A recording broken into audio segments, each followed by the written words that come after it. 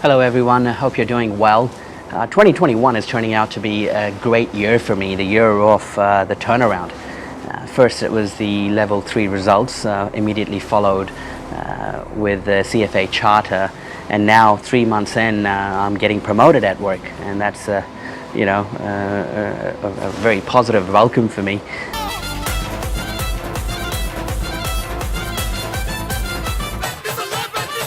Funnily enough, when I had passed level 2, within 4 months I got promoted.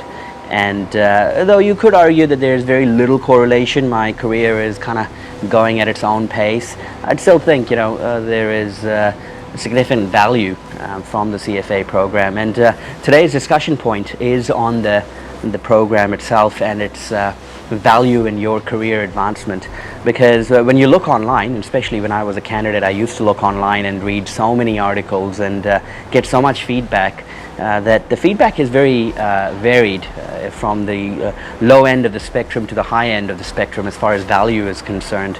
And at the low end, people say, well, it doesn't really do much. Yeah, it's another qualification, even if you have it, versus a person who doesn't make too much of a difference at the workforce. It's a different ballgame altogether. And there's some truth to it, but not quite, in my opinion. And at the other end of the value, the extreme end, people say that, oh well, the CFA charter is required for my job, and if I don't have it, I'm not going to be considered for promotions or senior work. And yeah, for certain countries and companies that you're working in, that may well be a requirement. So that's pretty obvious what you need to do there. And look, I just wanted to provide my thinking around the CFA program and its value. But before I get into that, I did want to discuss the pathways.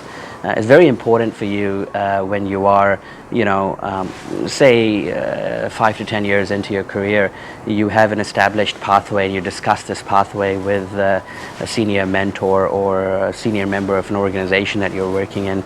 Because if you don't have one, and that's perfectly fine, I've not had one for many years, you can get astray, or when you don't really know when to go for the next job or the interview, and you could lose a couple of years time if you just switch between jobs to get a feel of what you want to do. So I'll show you my trajectory, and with the recent promotion that I've got, I'm kind of sitting right in the middle. In an organization that I work in here, in a bank in New Zealand and other commercial banks, basically the highest position that you can get is the CEO's position, and I'm going to rule myself out of that position. There's no point even attempting it. The odds are against me, and I don't think I'm that capable enough to ever get there, frankly speaking. So you eliminate that. The next level is the executive GM level, or the chief officers in an organization. This level is also very difficult to achieve because there are a handful. You're looking at probably a dozen people in an organization that can get to this rank, and I'm talking about large organizations with, say, 5,000 plus people.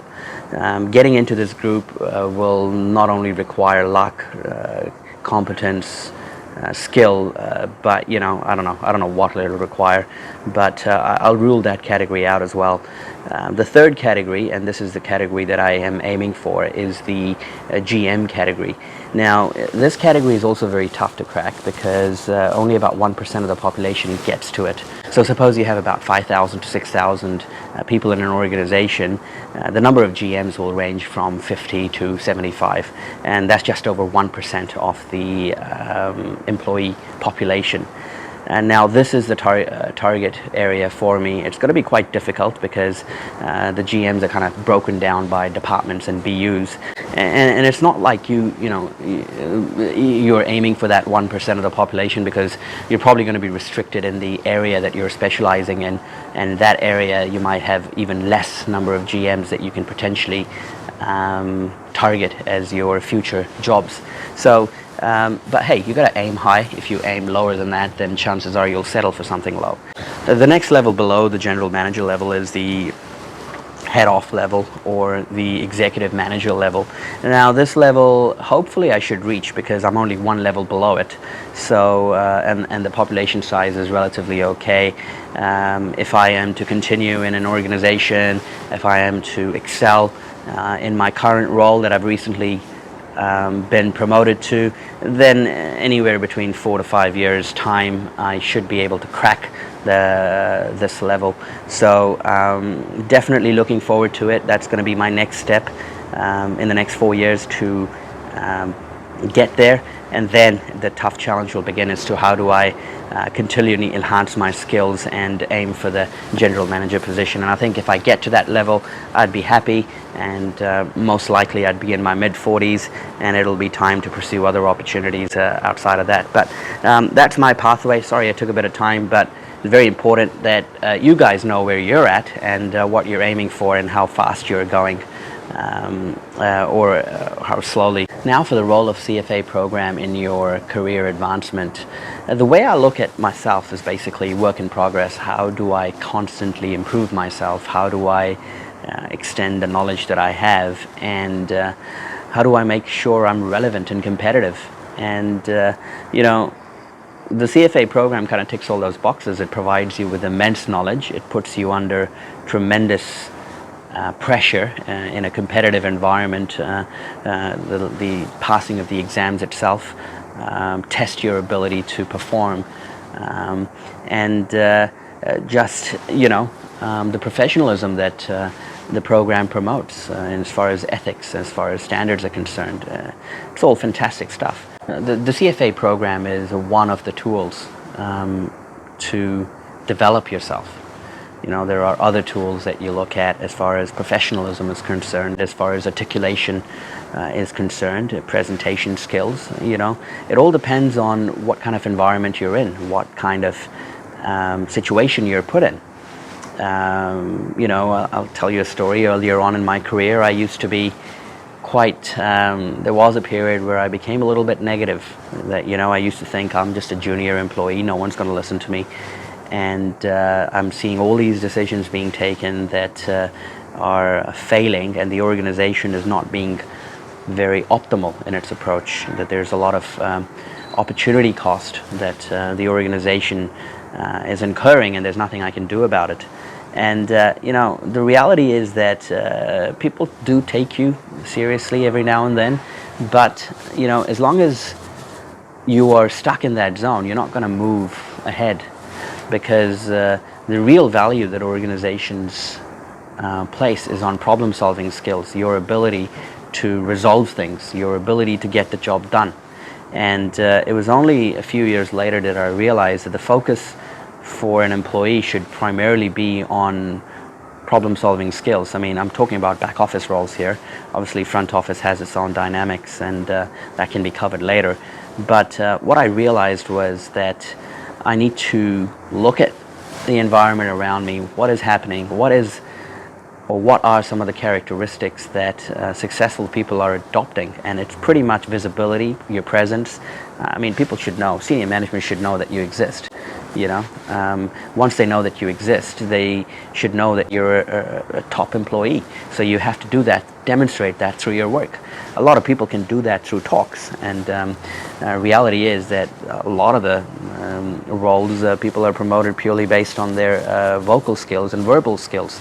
You know, it's an art, and they're able to get away with anything. And there is this section of the group that is that I notice, very hardworking, very quiet, very diligent, but they're not able to promote themselves, and they get all, you know, they're hardworking, but when it comes to promotions and jobs, they just get left out because technical skills and you know, working quietly behind your desk doesn't get you too far, because you need to make sure that your work at some level is being seen and recognized. If it's not, then you know, it's time to rethink your strategy. So there's heaps of stuff that employees need to look at as far as navigating and progressing through their careers is concerned. And you know, each environment, each country, the rules might be different. You just have to see what is working, and really you know, as I said, in my case, it's all about problem solving.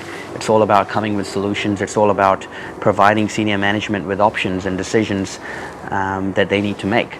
And as long as you do the groundwork, as long as you're being able to articulate yourself without hesitation, without doubt, that's something that you know, gets recognized. And I'm seeing that happen to me quite frequently now, which is quite good. And it's something that I constantly need to work on if I am to get to that GM position in a few years' time.